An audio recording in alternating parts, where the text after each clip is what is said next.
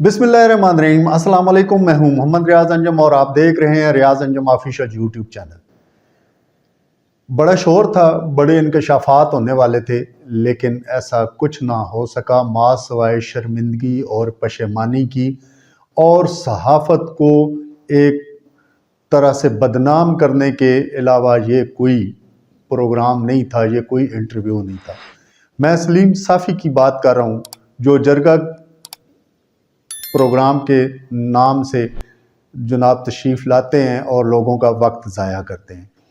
खुशकिस्मती है या बदकिस्मती कि इससे पहले मैंने जनाब मौसूफ़ का प्रोग्राम आज तक नहीं देखा, और ये बड़ी दिलचस्पी थी। एक प्रोमो जारी हुआ जिसमें कहा गया कि बड़े इंकशाफात होंगे और जनाब इमरान खान का जो घर का भेती है वो लग्गा ढाएगा, लेकिन खोदा पहाड़ निकला चूहा और वो भी बेचारा मरा हुआ।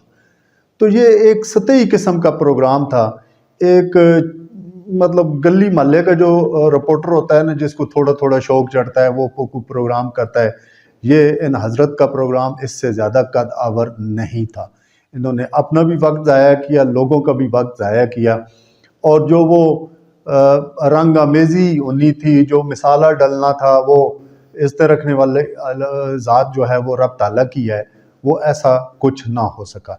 इमरान खान के साबिक जो मुलाज़म रहे हैं इनाम शाह, और उनके घर का सारा सिस्टम वो चलाते थे। बाद में वो पीएम हाउस का भी इंचार्ज रहे, और उनका बहुत ज़्यादा अमल दखल था इमरान खान की ज़िंदगी में। उनके जो कारोबारी मामलात थे, जो हुकूमती मामलात थे, और जो घरेलू मामलात थे, एक तरह से ये आ रहा था कि शायद ये एक ऐसा इंटरव्यू होगा जो बड़ा तहलका-खेज़ होगा, और इमरान खान को बहुत ज़्यादा शर्मिंदा होना पड़ेगा।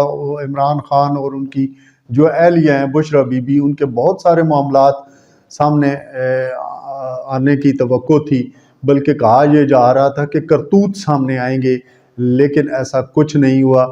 और एक तरह से ये जो इंटरव्यू था, एक तरह से इमरान खान पे जो इल्ज़ामात लगाए जा रहे थे, लगाए गए और अगले वक्तों में लगाए जाने हैं, ये उनको एक तरह से क्लियर कर रहा था। इनाम शाह की जो बातें थी उसमें जादू टोने की बातें थी, वो जनाब तोहफे के दर से आते थे, और वो जो सीरी जाती थी कब्रिस्तान में, और फिर तोशाखाना के ताइफ किस तरह घर आते थे, घरेलू मामलात क्या थे। ये बहुत ज़्यादा चवलाना किस्म के सवालात थे जो मौसूफ़ सलीम साफ़ी तो नहीं, साफ़ी ठीक है, सलीम साफ़ी ने किए। तो इससे और फिर देखने वालों ने ये देखा कि वो कैसी खिसियानी किस्म की जो है ना, वो शर्मिंदगी भी उनके चेहरे से यहाँ थी, जिस तरह खिसियानी बिल्ली जो खंबा नोचती है। बार बार वो तो शहाना और जादू टोने के खंबे को नोचने की कोशिश कर रहे थे, लेकिन निकला कुछ नहीं। और जहाँ तक बात है तो शखाना के हवाले से, तो वो तो इनाम शाह ने खुले आम कहा कि जनाब वो तो हम 50% दे के तो वो चीज़ें ले लेते थे। बाकी सलीम साफ़ी हज़रत ने जब ये प्रोग्राम सम अप किया और फिर आपने कमेंट्स किए आखिर में, तो हम किसी के किरदार पे नहीं जाते जी, वो ये है वो। और भाई अल्लाह के बंदे 35-40 साल तो चलो जनाब को हो गए हैं ना, इतना तो है। तो इससे पहले जो हुक्मरान थे, आपने जनाब उनकी ज़िंदगियों में क्यों नहीं झांका?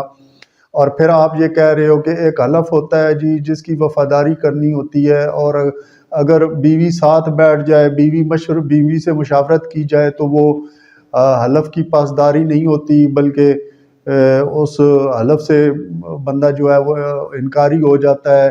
تو بھائی لالا تھوڑا سا یہ بھی تو دیکھنا، جرگہ پروگرام کرتا ہے، پختونوں کی روایات کو پامال کر رہے ہو. جرگہ تو وہ پلیٹ فارم ہے جہاں سے لوگوں کو انصاف ملتا ہے. ٹھیک ہے وہاں پہ جو غلط کرنے والے ہیں ان کو سزائیں بھی ملتی ہیں، لیکن خوف خدا کر یار ایسا تو نہیں ہوتا. جرگہ نام رکھ لیا اور جرگے والی اس میں بات ہے کوئی نہیں. پختونوں کی روایات کو جناب شرمندہ کر رہے ہو، پروگرام کا نام تو تبدیل کر لو. اب جو اس سے پہلے جناب آپ کے جو اب موجودہ حکمران ہیں، اور اس سے پہلے بھی انہوں نے 18 ماہ حکمرانی کی، اس سے پہلے بھی جناب وہ باریاں لگا کے وہ کرتے تھے پروگرام. تو ان کے بارے میں جناب کیوں نہیں بات کرتے؟ جب نواز شریف کی بیوی جو ہے وہ ساتھ بیٹھ کے کرتی تھی، حکومتی معاملات طے کرتی، کہ اب ان کی جناب نواز شریف کی مجرمہ بیٹی جو جس طرح سب کو پتہ ہے کہ کس طرح کالے کوے کو سفید کوا بنا کے ان کو ڈرائی کلین کیا گیا ہے، ان کے جو معاملات ہیں وہ کس طرح، ان پہ بات کرو نا یار. اس پہ آپ بات کرو گے تو آپ یقیناً بہت اچھے صافی کلاؤ گے، لیکن یہ تو کوئی بات نہ ہوئی. وہ جی پھر وہ سیری کہاں جاتی تھی تو وہ گوشت کے در جاتا تھا، وہ جو صدقے کے بکرے ہوتے تھے، اور یہ کوئی باتیں کرنے والی. آپ تو تھرڈ کلاس قسم کے رپورٹر ہو، ادھر رپورٹری کرو. یہ پروگرام جو ہے نا اتنے بڑے مین سٹریم میڈیا میں بیٹھ کے، بڑے چینل پہ بیٹھ کے کرنے والا یہ انٹرویو نہیں ہے. بغض عمران میں اور بغض بشرا بی بی میں آپ لوگ حد سے گزر گئے ہو. کسی کی غیبت کرنا اور کسی کے برائیاں ڈھونڈنا یہ تو بہت بڑا نقصان دہ کام ہے. اللہ پاک ناراض ہوتا ہے.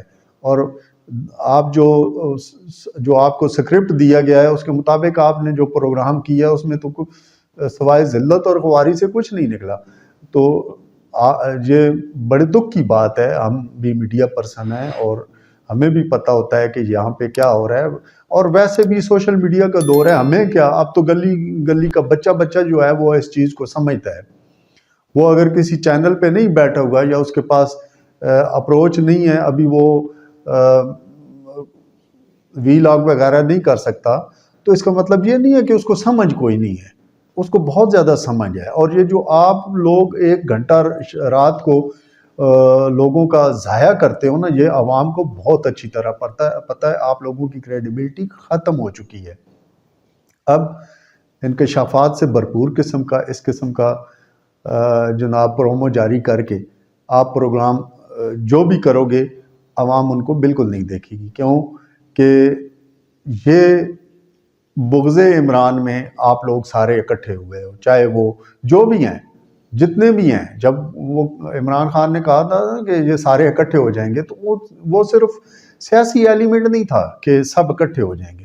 اس میں آپ جیسے حضرت لوگ بھی، میڈیا والے بھی شامل ہیں. تو یہ کوئی پروگرام نہیں تھا.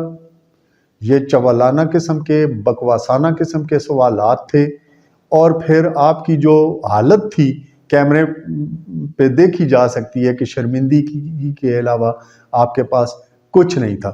تو اس قسم کا جو پروگرام ہے اس کو اتنا بڑھا چڑھا کے کہ جناب انکشافات ہوں گے، فلانا ہوگا. یہ انعام شاہ کے جو جوابات تھے، سلیم صافی صاحب میں آپ سے مخاطب ہوں، اس نے آپ کے منہ پہ کالک مل دی ہے. بہت بہت شکریہ. ہمارے پروگرام کے ساتھ جڑے رہیے گا. چینل کو سبسکرائب ضرور کیجئے اور اسے شیئر کیجئے گا، اور بیل آئیکن کا بٹن بھی دبا دیجئے گا تاکہ ہمارا اور آپ کا رابطہ برقرار رہے. شکریہ.